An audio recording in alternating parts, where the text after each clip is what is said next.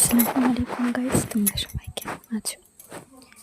তো আমি ঘুমিয়েছিলাম বলতে একটু ভিডিও দেখছিলাম। তো ভিডিও দেখে তখন একটু বাইরে বেরিয়েছিলাম।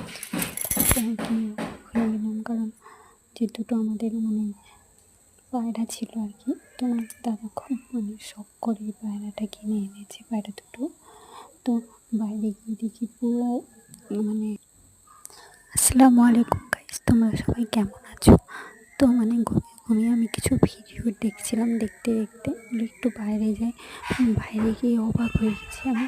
সব ছড়ানো ছিটানো যে পায়রা দুটো ছিল, তার খাবারের জায়গাটা উল্টানো, আবার উল্টে দিয়েছে পুরো খাবারের জায়গাটা, উল্টে দিয়ে সব ফেলিয়ে তারপর বসে বসে খাচ্ছে আর কি।